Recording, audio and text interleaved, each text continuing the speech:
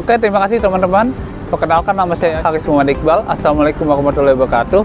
Nah, teman-teman Indonesia Pengajar, kali ini saya akan menjawab pertanyaan-pertanyaan yang kemarin ada di tes itu. Yang pertama adalah, bagaimana sih saya dalam menghadapi situasi yang itu berubah gitu.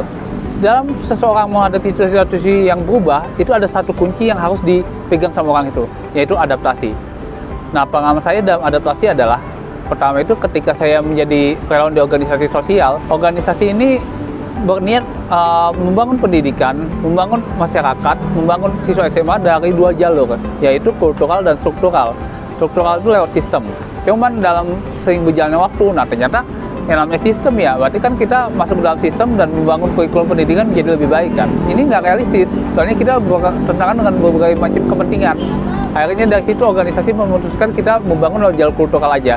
Saya yang sebelumnya bergerak di jalur sistem atau struktural kan otomatis harus adaptasi kan, supaya ini tuh ya saya bisa tetap survive di organisasi saya tersebut gitu, tetap bisa menjadi relawan.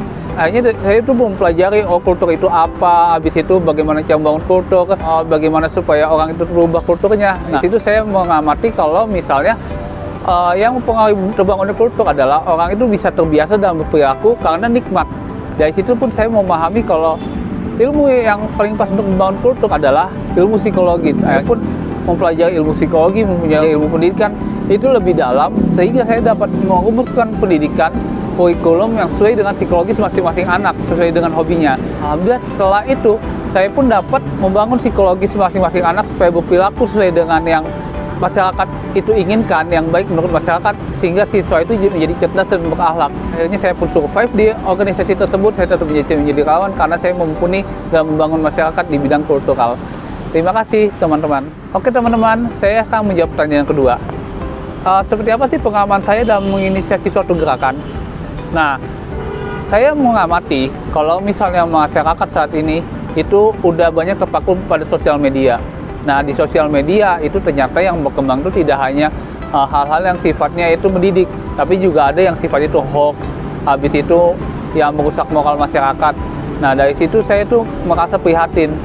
Ini kalau misalnya kita nggak membangun konten yang mendidik, ini bakal merusak nanti ke depannya. Karena sosial media kan sekali klik itu bisa menyebar ke seluruhnya gitu, terlalu cepat gitu untuk menyebarnya. Nah, karena itu akhirnya saya pun punya visi supaya bagaimana kalau kita itu membangun konten-konten yang positif di sosial media agar kita bisa mengkonter konten yang buruk itu, sehingga kita dapat mendidik masyarakat untuk menjadi lebih baik lagi.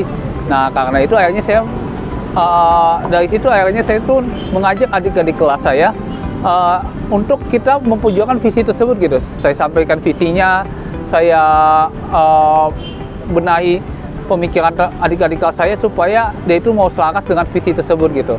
Nah, akhirnya dari situ adik-adik kelas saya pun sepakat, dan akhirnya saya pun membangun sistem dan membiasakan adik-adik kelas saya itu supaya sesuai dengan sistem tersebut. Akhirnya dari situ saya pun dapat membangun gerakan yang itu bisa mengkontak sosial media yang itu sifatnya tidak mendidik ini gitu, membangun channel yang positif dan itu mendidik. Nah, itulah yang itu menjadi pengalaman saya bagaimana saya awal kali menginisiasi suatu gerakan channel yang itu bisa mengkontak konten yang itu buruk ini. Begitu, terima kasih. Oke teman-teman, yang ketiga itu saya akan membahas gimana sih saya dalam menghadapi kegagalan berkali-kali. Nah, ini ceritanya masih seputar saya pada saat menggerakkan gerakan channel yang positif. Nah, dalam melakukan gerakan kan, nah itu kan pasti ada pasang surutnya kan. Nah, ada satu momen di mana tim saya itu tadinya awalnya semangat, tapi lama-lama tuh semangatnya itu berkurang.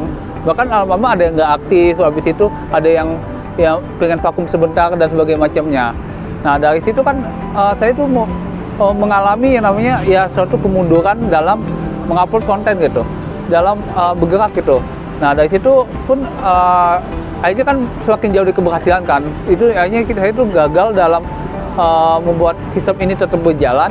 Nah, dari situ yang saya lakukan adalah saya memahami kenapa sih ini teman-teman saya ini kok semakin berkurang semangatnya, semakin berkurang pergerakannya.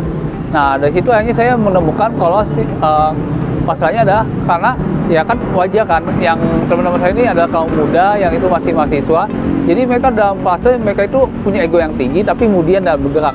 Nah, akhirnya dari situ pun saya itu merumuskan gimana sih supaya teman-teman saya ini tetap bisa bergerak Meskipun ya kondisinya ya dengan fase remaja tersebut, tapi tetap bisa bergerak karena kita mengafirmasi egonya gitu. Akhirnya saya pun membuat sistem yang bisa mengafirmasi egonya teman-teman yang ada, mereka sukanya apa, moodnya itu gimana. Akhirnya dari situ pun saya pun membangun sistem yang benar-benar bisa operable ke setiap personal gitu. Akhirnya alhamdulillah sampai sekarang gerakan channel saya pun tetap bisa berjalan karena sesuai dengan mood mereka masing-masing dan ego mereka masing-masing, karena mereka masa egonya terafirmasi.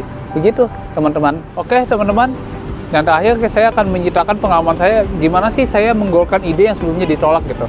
Pengalaman saya saat ini adalah pada saat saya menjadi mahasiswa di kuliah saya di STI Ideal Hadi Surabaya. Nah waktu itu saya posisinya itu mendapat beasiswa, jadi saya diasramakan.